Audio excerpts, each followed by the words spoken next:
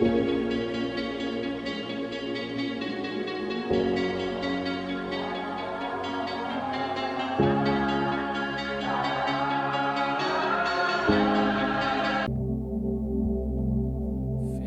também conosco novamente. Tá ali o Sou Lázaro, mais o Ian. Amém. Deixa camisa vermelha aí. Quem quer esse camisa vermelha? Apareceu, né? Ali a Gleice, mas o Sussu. Ô, lindinha. Tá firme a outra criança aí, mano? Amém. Glória a Deus. Os irmãos. Você que trouxe a sua oferta, você pode depositar no gasofilácio, tá, irmãos? A sua dádiva ao Senhor. Vocês sabem que dízimo nós damos por honra. O irmão que honra, quiser honrar o Senhor, a sua parte. Porque na graça não há obrigatoriedade. Na graça não há a lei do dizimar com maldição. A lei, o dízimo é uma honra, a gente dá por honra. Você que é abençoado financeiramente, nós ensinamos você a ser dotista, é você ter o coração aberto. Porque eu conheço muita gente, e às vezes eu fui um assim também, que dizimei porque era lei, a gente dizimava por medo, né? Por medo de devorador, né, Edgar? Porque puseram isso na gente, a gente dizimar por medo de devorador, maldição, não porque a gente queria dizimar. Mas hoje não, a gente ensina você a dar por honra, sem medo. Você dá por honra, por quê? Porque se eu estou dando é porque eu tenho, e o Senhor está me abençoando, amém? E eu tenho uma benção, o Senhor não está me abençoando, eu sou abençoado, então eu dou porque eu já sou. Eu não dou para ser, isso é lei. Lei dá para ser, graça dá porque você é. Amém, amados? Evangelho de São Mateus, capítulo 24. Vamos começar do versículo 36.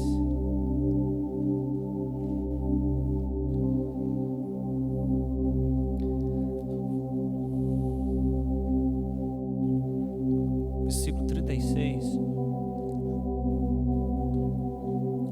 Enquanto o irmão ajeita lá, vamos ler nas Escrituras. Entretanto, a respeito daquele dia e hora, ninguém sabe. A respeito daquele dia e hora, diga dia e hora. O que é que Jesus estava falando? De qual dia e de qual hora? Jesus estava falando acerca do arrebatamento. O dia do arrebatamento da igreja. Esse é o dia. O dia que a igreja vai ser tirada da terra, a noiva. E a hora é o horário. Existe o tempo Cronos e o Kairos. O Kairos é o de Deus, o Cronos é o nosso tempo. Se o irmão arrancou o relógio ali para arrumar. O nosso tempo ele é de 24 horas, 60 segundos 1 minuto e 60 minutos 1 hora. Nossa semana é de 7 dias, tem mês de 30, mês de 31, 4 vezes, e uma vez de 4 em 4 anos é 28 dias, né? Para dar uma regularizada, nós temos as estações, outono, inverno e verão, temos primavera, outono, inverno e verão, não é isso? Temos as luas, as fases dela, crescente, minguante, cheia e nova. E se você volta lá no começo da Bíblia, em Gênesis, quando Deus fez isso, quando Deus criou os luminares, Ele criou tudo isso para governar a terra, os meses, as estações, os anos, está lá escrito. O lumineiro menor, que é a lua, para a noite, e melhor o sol para o dia. Então, isso está tudo dentro da criação perfeita de Deus. Então esse é o nosso tempo, tem um cronos.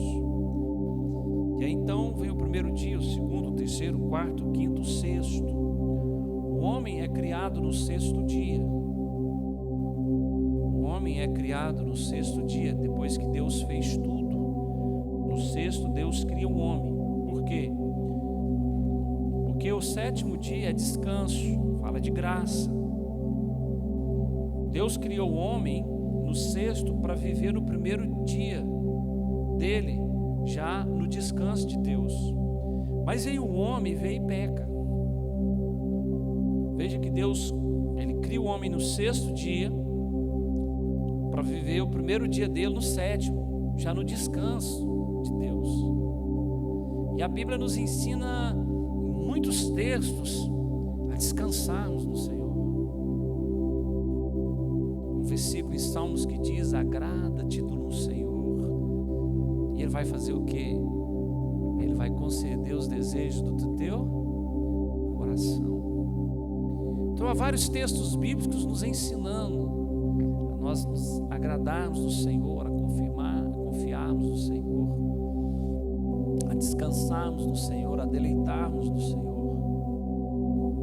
Deleita do Senhor, confia nele, espera nele, confia nele. Você vai para os Salmos e você vê declarações dos salmistas a respeito de confiar, de deleitar, de agradar no Senhor. Por quê? Porque já veio com esse princípio da criação. O homem criado no sexto dia, porque o sétimo era o descanso, era o sábado. O sétimo, o descanso de Deus, porque nesse dia o Senhor descansou e o santificou. Então, o primeiro dia do homem era para ser vivido em santificação e no descanso. Por isso é que na igreja de Cristo, no Evangelho da Graça, nós somos chamados para o descanso, porque a graça é descanso, a graça é favor imerecido. Então nós já entramos para a graça, para o nosso descanso. E as Escrituras dizem que nesse descanso nós somos chamados para vivermos em santidade. E um texto diz assim: santificai-vos, sede santos, como o vosso Deus é santo. Santificai-vos, porque sem a santificação ninguém verá o Senhor. No Evangelho de João, quando Jesus está na cruz, fazendo orações, ele faz oração pelos apóstolos, por aqueles, faz uma oração por ele, faz uma oração para o futuro. E ele faz um pedido: Pai, santifica-nos na verdade, pois a tua palavra é a verdade.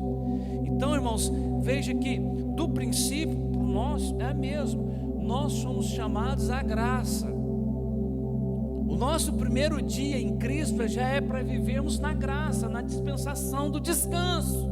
Mas aí vem o legalismo, vem a lei dos homens, os regimentos, as cargas, os fardos, e te impõe. E agora você, em vez de viver num descanso, você passa a viver agora numa opressão. Você é amaldiçoado se você fizer isso. Eu lembro de crianças quando subia no altar: não pode subir não, irmão, você está em pecado, você vai, não toca nos trem não, que os negócios é sagrado. As palavras, elas vinham assim: não toqueis nos ungidos do Senhor.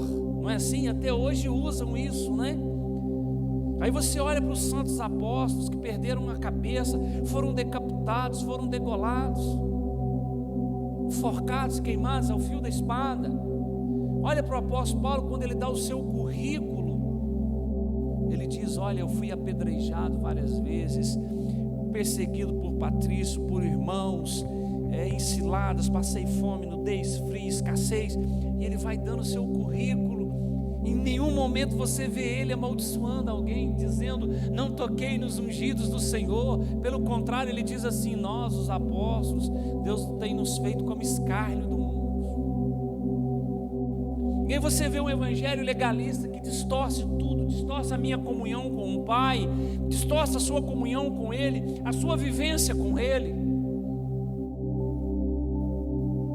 Te ensina você a crer mais no homem do que crer em Deus.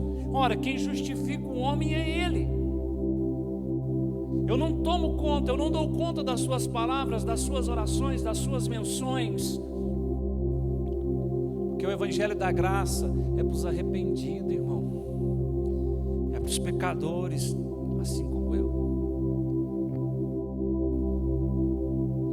Então, no sexto dia, Deus criou o homem para viver no sétimo, no seu descanso. Em descanso. Não, você não vai trabalhar hoje, não, você já vai viver no meu descanso. Aí na igreja de Jesus é a mesma coisa. O Senhor nos chama, já nos tira para vivermos no primeiro dia nosso com Ele, no descanso, na graça, no favor dEle.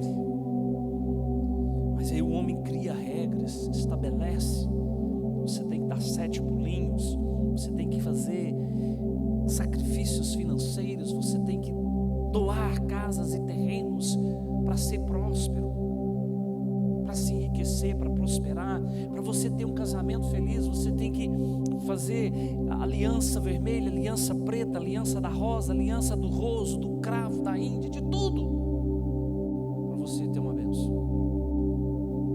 Para sua família você salva, você precisa pegar um carnê da felicidade, um papa tudo da sorte.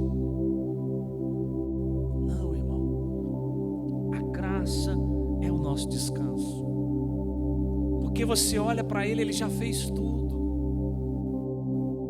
Nós não somos salvos por aquilo que fazemos, somos salvos por aquilo que Ele fez. E agora a gente olha para Ele e obedece todo o ensinamento que Ele deixou mediante o que Ele fez.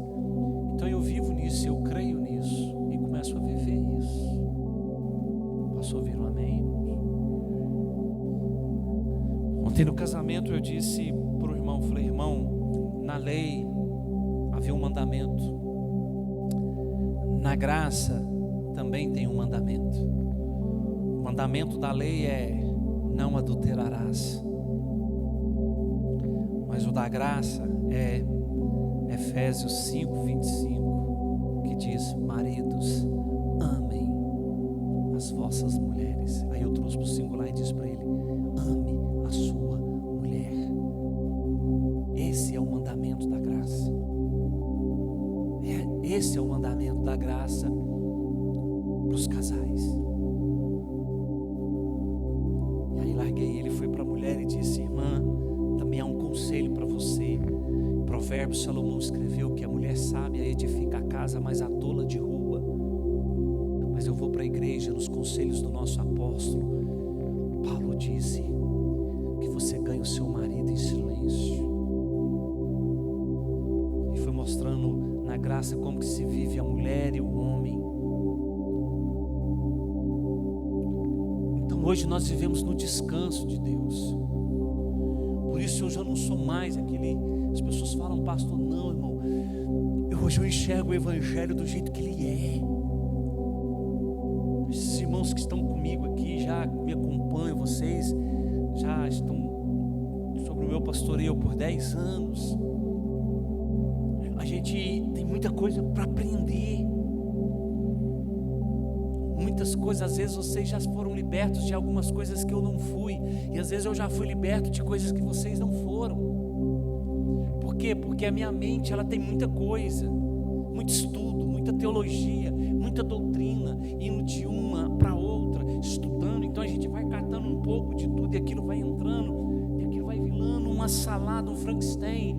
Mas aí vem o Espírito Santo e começa a nos libertar. Porque quando você conhece a verdade, é o que diz as Escrituras: e conhecereis a verdade vos libertará. Diga glória a Deus. Então, assim como Adão foi criado no sexto dia para viver no primeiro dia dele, no sétimo de Deus que era o descanso, assim nós que somos chamados à igreja de Cristo, somos chamados para viver o nosso primeiro dia e os demais no descanso, porque Jesus é o nosso descanso. Se eu olhar para Ele, eu encontro tudo que eu preciso eu encontro nele. Vocês estão me entendendo? Tudo que você precisa, você encontra nele. Você precisa de cura? você encontra nele. Perdão dos pecados, você encontra nele. Sim ou não? Sim ou não? Amor, você encontra nele. Paternidade, você encontra nele. É só você entrar para o seu canto de oração, para o seu quarto. Salvação você encontra. E eu queria falar do último estágio da nossa vivência em Cristo nessa noite. Porque o Evangelho ele tem introdução, começo, meio e fim. Diga glória a Deus. Porque a vinda de Cristo para a terra, ela teve introdução, começo, meio e fim. Os profetas do antigo pacto introduziram, fizeram a introdução. Eles profetizaram acerca da vinda do Messias, eles profetizaram acerca dele. A introdução. Então ele veio e deu o começo. Ele entrou numa virgem, ele encarnou numa virgem pelo poder do Espírito. Ela o gerou por 9 meses. Essa criança nasceu, desde o seu nascimento passou a ser perseguida, fugiu para o Egito, lá viveu, depois retornou, cresceu em Nazaré. Aos 12 anos foi para uma festa e foi achado no meio dos doutores ensinando, porque depois de 3 dias eles voltam para casa, os pais, José e Maria, e Jesus não volta com eles, eles ficam preocupados e voltam e o acham depois de 3 dias, no meio dos doutores da lei, os ensinando, e eles estavam maravilhados com os ensinos daquela criança.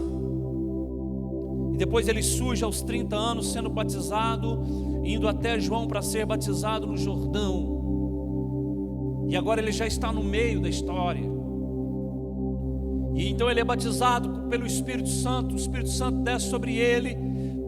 Ele vai para o deserto, é tentado, e ele começa a angariar e a juntar os seus discípulos, os seus apóstolos, e a disseminar e a espalhar o evangelho do reino aos judeus, aos seus irmãos. E ele então encontra muita resistência. E ele encontra a resistência dos fariseus, dos saduceus, dos escribas. Ele encontra a resistência dos judeus. E ele só vai encontrando resistência, e eles não aceitam, eles não recebem. E isso está no Evangelho de Mateus, no capítulo 13.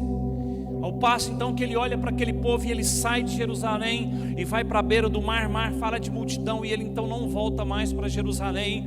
E ele vai se cumprir, e ele vai cumprir o que Isaías profetizou. Ele foi atrás de um povo que não era o seu povo, mas que se tornou o seu povo e passou a chamá-lo como seu Senhor. Ele começa então a ir aos gentios, nós. E ele então vai à mulher samaritana e fala com ela na beira do poço. E ele começa a pregar o Evangelho, porque os seus o rejeitaram no Evangelho do Reino. Então ele, reunindo com os discípulos, ele começa a mostrar umas verdades para o discípulo. Agora ele começa a dar uns ensinamentos que os discípulos ficam perdidos. Mas que ensinamentos é esse? E no capítulo 16 de Mateus, numa reunião com os apóstolos, Jesus faz uma pergunta, Pedro revela, traz a resposta. Então Jesus olha para Pedro e fala: Pedro, tu és pedra, pedra preciosa, mas sobre essa pedra que eu edificarei a minha igreja. Eles, que isso? Igreja? Que isso? Eles não tinham entendimento de igreja. E agora então Jesus começa a trazer alguns ensinamentos para a igreja. E no meio desses ensinamentos ele fala de partir, ele fala de voltar, fala de derrubar o templo. Eles não entendem nada. E agora ele chega aqui no capítulo 24, versículo 36, ele diz: entretanto, a respeito daquele dia, e ele está assim, que dia? E hora, cronos, no dia de vocês e na hora de vocês, ninguém sabe, nem os anjos dos céus, nem o Filho, senão exclusivamente o Pai. Próximo. Como aconteceu nos dias de Noé, assim também se dará por ocasião da chegada do Filho do Homem. Preste atenção. Deus olha de cima e vê uma geração corrompida, mas Ele vê Noé, um justo.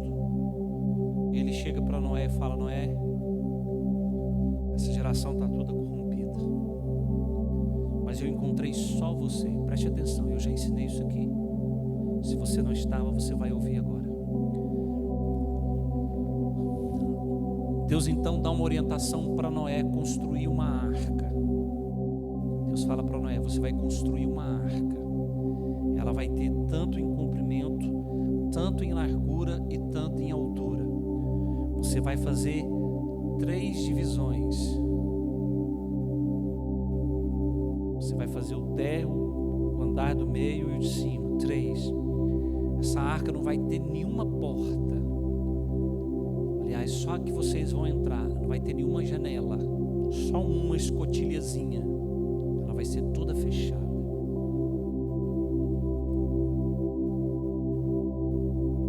Você vai construir essa arca. Você vai fazer ela de madeira assim, assim, assim. Deus passou todas as diretrizes para Noé. E preste atenção. E a diretriz que Deus passou a Noé não era para salvar mais ninguém, somente a sua casa. Porque a arca não comportava. Porque o Senhor falou: eu vou mandar um casal de cada animal impuro para a arca, mas dos puros eu vou mandar 7 de cada. Mas vai entrar só você e a sua família dentro da arca, mais ninguém. A arca foi feita para salvar Noé e a sua casa. Porque quando Deus olhou lá de cima, Ele viu um homem justo. E é isso que Deus está dizendo aqui. É isso que o Senhor Jesus está dizendo. Assim como aconteceu nos dias de Noé. O que aconteceu nos dias de Noé? Assim também se dará por ocasião da chegada do Filho do Homem. Porque quando Deus falou com Noé, Noé correu e começou a construir a arca. Era visível a construção da arca. E aquela geração observava Noé construir uma arca e zombava dele, da sua casa. Mas Noé apregoava: vai vir um dilúvio. Deus falou que vai vir um dilúvio. Vai chover 40 dias e 40 noites. Aí eles riam e zombavam mais ainda. Por quê? Porque nunca havia chovido sobre a face da terra. Não havia descido chuva. A Bíblia diz que subia um vapor do solo e regava a terra. Então, nos dias de Noé construindo a embarcação e eles vendo a embarcação sendo construída, eles zombavam, eles viviam dissolutamente, eles desprezavam. E há um texto que diz mais, quer ver? Passa para o outro. Porque nos dias que antecederam ao dilúvio, o povo levava a vida comendo e bebendo, casando-se e oferecendo-se em matrimônio, até o dia em que Noé entrou na arca. E não é assim nos nossos dias. Estava eu aqui antes de vocês chegarem, conversando com o Maxwell, um bartender que está aqui, sobre as festas. Você olha para os bares, estão repletos de pessoas. As festas, as aglomerações, comida, bebida, o povo se dando em casamento, se dando em união. Há um desinteresse, as pessoas estão vivendo sem o desinteresse pela essa mensagem. Até mesmo muitas denominações já não pregam mais sobre o arrebatamento, sobre a volta de Cristo, porque não tem mais o entendimento. Pregam sobre comida, sobre bebida, sobre o viver nessa terra. Estão vivendo como nos dias de Noé. Eles estão deixando de lado o fim, o alvo da mensagem de Cristo, o arrebatamento da igreja.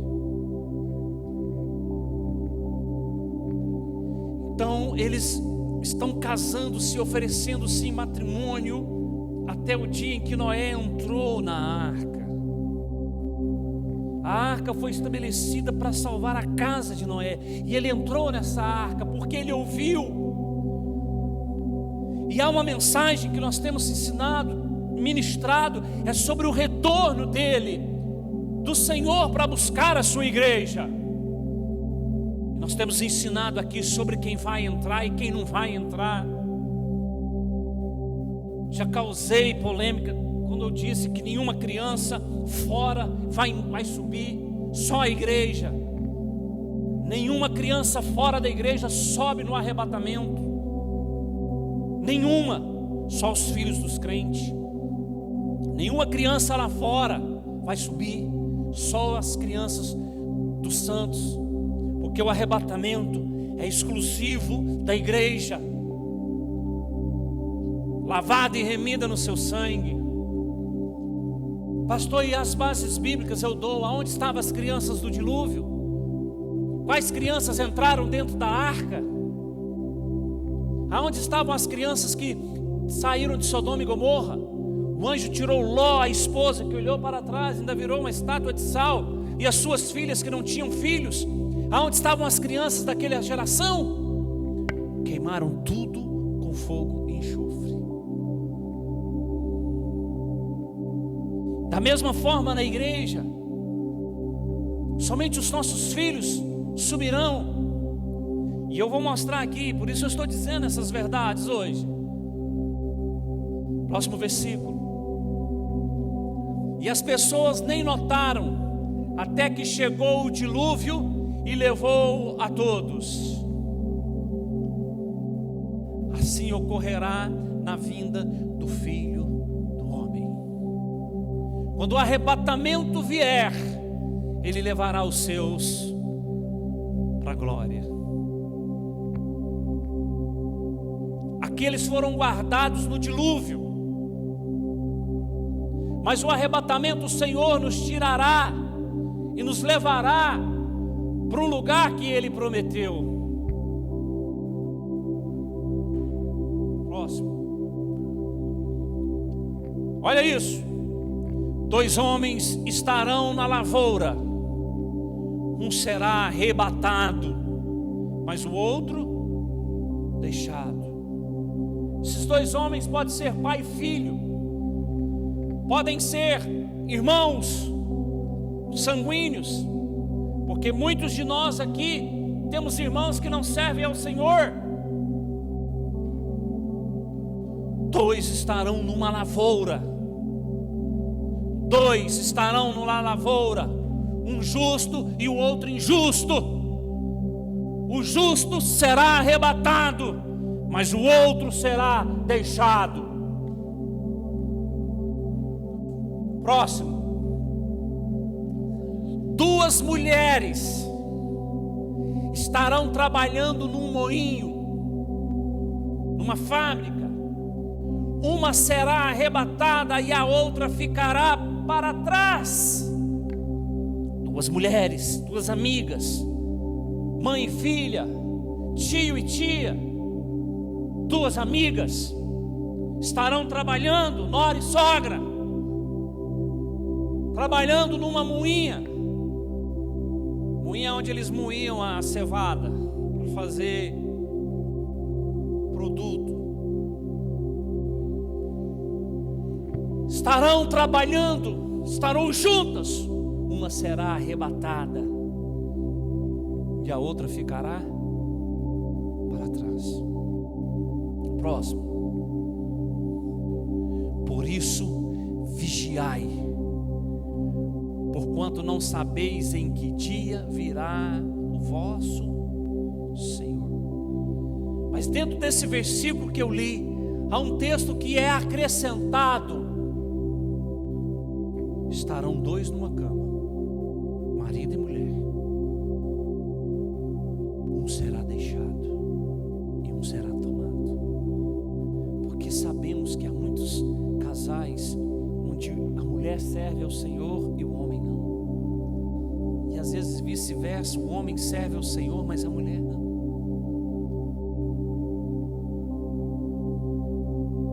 E assim como foi nos dias de Noé. O povo estava vivendo, mas eles estavam vendo a arca sendo construída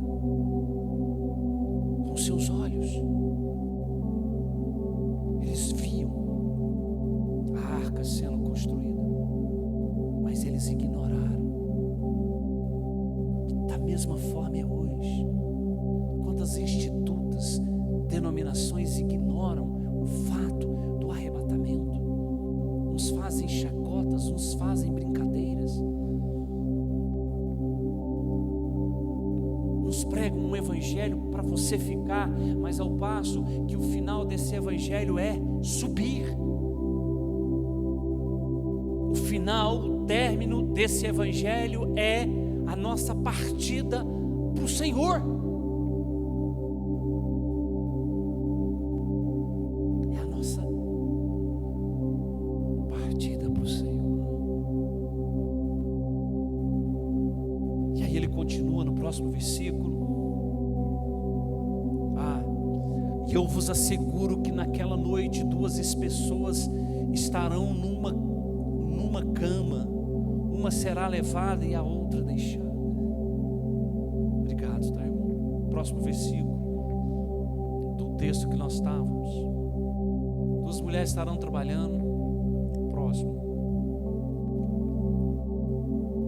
Contudo, entendei isto: se o proprietário de uma casa soubesse a que hora viria o ladrão, se colocaria em sentinela e não permitiria que sua residência fosse violada.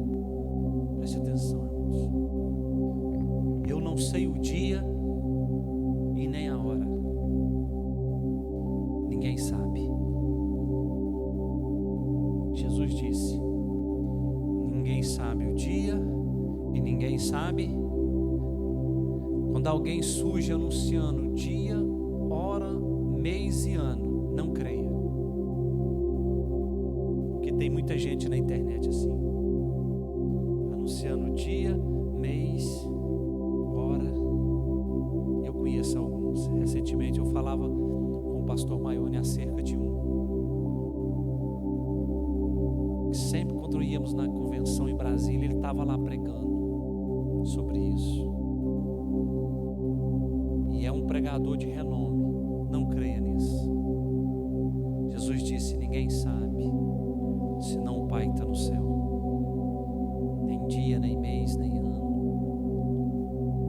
Ninguém sabe. Mas se você olha para as Escrituras, Jesus, na sua infinita bondade e misericórdia, Ele deu destaque, Ele deixou pontos, Ele deixou alguns sinais, porque os discípulos pediram. Um sinal, que ele começa a dar demonstrações,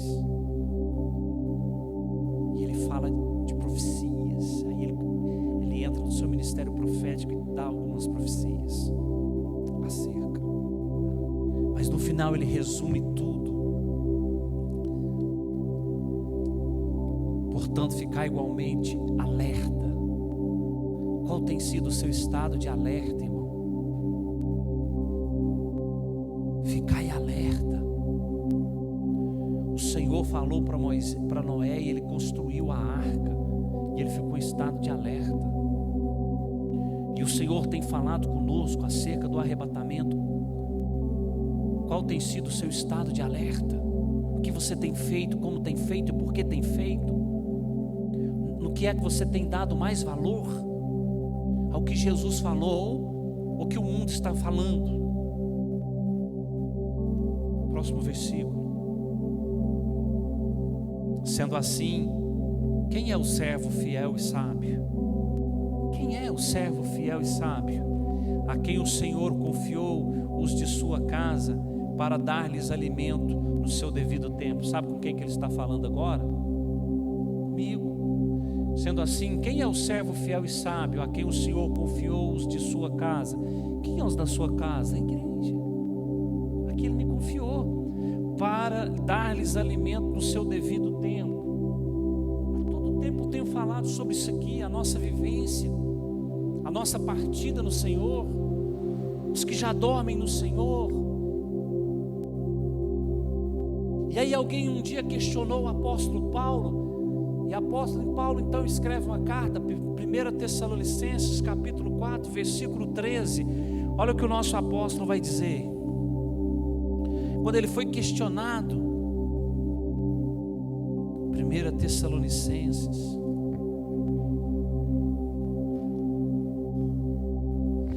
não desejamos, no entanto, irmãos, que sejais ignorantes em relação com os que já dormem no Senhor, para que não vos entristeçais como os outros que não possuem a esperança. Veja, ele está falando de nós cristãos que possuímos já a esperança, que temos o entendimento, dos que já dormem no Senhor, e os que não possuem a esperança, está falando de descrentes, que não têm o entendimento. Nós já temos a esperança. Ele nos alertou, e ele vai dizer: olha, 1 Tessalonicenses, não sejam ignorantes os que dormem no Senhor. E ele vai explicar porque os que dormem no Senhor, eles ressuscitarão primeiro. Depois nós, os que estivermos vivos, seremos arrebatados. Plínio, você pode publicar isso aqui, Plínio? Próximo versículo. Ah, você está aí, irmão? Desculpa. Porque se cremos que Jesus morreu e ressuscitou, da mesma maneira devemos crer que Deus, por intermédio de Jesus, trará juntamente com ele os que nele faleceram. Pai, afirmamos a todos vós pela palavra do Senhor que nós, o que estivermos vivos, quando se der o retorno do Senhor, certamente não precederemos os que dormem nele. Quer dizer, os que já dormem no Senhor, eles ressuscitarão primeiro. E nós não vamos precedê-los, nós os que estivermos vivos seremos arrebatados. Próximo. Pois dada a ordem com a voz do arcanjo e o ressoar da trombeta de Deus, o próprio Senhor descerá dos céus, e os mortos em Cristo ressuscitarão primeiro, porque ao final, logo em seguida, nós, os que estivermos vivos sobre a terra, seremos arrebatados com eles nas nuvens, para o encontro com o Senhor nos ares, e assim estaremos com Cristo para sempre. O evangelho que nós ensinamos, o pão que nós damos, o pão que nós alimentamos essa casa, é sobre esse final. Nós estamos preparando, orientando, discipulando uma igreja para ir morar com Ele, não para ficar aqui em desfrutes e deleites. Mas existe uma igreja, uma instituto ensinando isso. Você viver na terra. Mas nós não estamos preparando você para viver na terra. Por isso se arrependa-se, porque ainda dá tempo. Aceite-o como seu Senhor e o Salvador, e siga a sua doutrina, e passa a viver no descanso de Cristo, para esse dia. E ele diz: os que estão mortos ressuscitarão, nós os que estivermos vivos seremos arrebatados. Diga glória a Deus. E essa é a segunda fase. Ser arrebatados, ou ressuscitar. Eu já ensinei isso aqui também. A primeira ressurreição tem 3 fases. A primeira ressurreição tem 3 fases. Uma foi com Jesus, ele ressuscitou primeiro, ele é a primícia. A segunda fase é essa aqui. A segunda fase da primeira ressurreição, os cristãos serem ressuscitados primeiro. Mas haverá a terceira fase da primeira ressurreição, são os mortos da grande tribulação. Aí fecha o ciclo da primeira ressurreição, porque virá a segunda ressurreição por dia do juízo. E ai de quem ressuscitar nela, porque é para o juízo. E as escrituras estão aqui, mas o povo está à procura.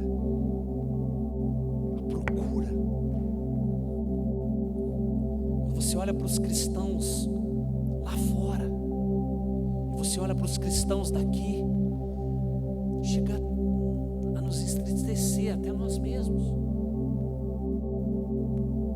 Eu estava vendo agora uma matéria, eu sigo uma missão chamada Portas Abertas, eu acompanho eles mandam publicações. Agora uma ilha aí, onde vários irmãos nossos em Cristo Jesus foram decapitados, e as suas viúvas, os seus filhos estavam perdidos, não sabiam o que fazer, porque não era um nem dois, foram vários mortos, decapitados por causa do Evangelho de Cristo, por causa de Jesus. Nós temos aqui, irmãos, mesmo com as limitações que estamos desse Covid, nós temos o nosso tempo de servir ao Senhor. Se não é no prédio, é em casa, é na mesa da comunhão, é no nosso canto com o Senhor. Às vezes a gente perde muita oportunidade, achamos que servir a Deus é no prédio. Não, irmão, não é. Aqui você só vem se alimentar, porque se o bêbado entrar aqui, ele dá glória a Deus, ele dá aleluia, ele dá paz do Senhor. Se um papagaio morar aqui no fundo e ficar nos ouvindo constantemente, ele decora tudo, ele dá glória a Deus, ele olha em línguas estranhas. E olha, se ele ficar perto de uma igreja de reteté, ele faz até reteté, porque ele aprende. Você tem um tempo de entrar para o seu quarto, orar em secreto, para o teu pai que te vê e te ouve no secreto, para você se posicionar como publicano, se ajoelhando, dizendo: Senhor, eu não sou digno nem de olhar para o céu, porque eu sou pecador, e ser justificado no Senhor, porque foi para isso que Jesus veio, porque esse é o nosso descanso, irmão. A nossa força vem dele. Paulo, a minha graça te basta. Aí Paulo compreendeu e diz assim: é na nossa fraqueza que o Senhor aperfeiçoa a sua força. E ele escreveu: diga ao fraco, eu sou forte. Aí você não entende, por que eu vou dizer que eu sou forte se eu sou fraco? É porque que é na minha fraqueza que Deus aperfeiçoa a força dele. Porque quando você bate no peito e diz: eu rompo com tudo, eu dou conta de tudo, aí, meu irmão, é meritocracia, e nós vivemos na cristocracia, no governo de Cristo. Não tente manipular, burlar o que já está pronto. Basta viver no Senhor, para o Senhor, olhando, remendo o tempo. Estarão dois numa cama, um será tomado e outro deixado. Estarão dois num campo, trabalhando, um tomado e outro deixado. Estarão duas amigas numa moinha, trabalhando, uma vai ser tomada e outra deixada. Agora pense comigo, que desespero não vai ser. Porque é assim, irmão, quando você tem sentimento. E eu trago dois sentimentos. O dia que eu estava, quando nós morávamos em Uberlândia, eu e a Alessandra estávamos indo, Davi segurando minha mão, meu garotinho de 4 aninhos, e na mão da Alessandra, a Alessandra soltou a mão dele, e eu também soltei, achando que ele estava segurando a mão dela. Quando eu olhei para ela: cadê o Davi? Nós nos desesperamos. Quem já foi no Center Shop, quando chega ali, onde que eles fazem aquelas decorações natalícias, nós chegou ali, nós não vimos o menino, que desespero que bateu, cadê nosso filho? E eu voltei para trás procurando o Davi, lá e vi um policial com ele, porque ele era pequenininho, cabelinho, doidinho, né? E ele vinha com um policial segurando na mão, segurança do shopping. E aquilo apaziguou meu coração, mas de princípio aquilo bateu um pânico, um desespero total. Você está do lado de alguém e de repente aquele alguém some, e aquele desespero vem, porque se a sua mulher é de Cristo e ela está em Cristo, os filhos vão com ela.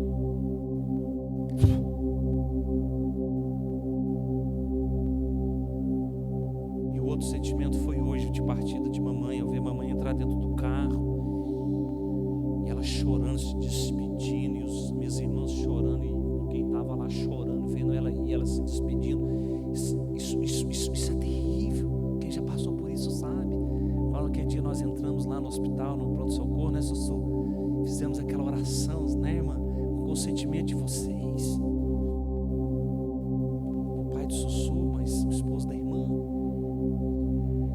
E a família reunida, vamos orar. Então, não é bom, irmão, esse negócio. Isso vai ser no mundo inteiro. Sendo arrebatado, tirado. O que está acontecendo? Pensa o caos. Mas ele nos alertou. O dia e a hora, ninguém sabe. Mas ele mandou a gente ser vigilante.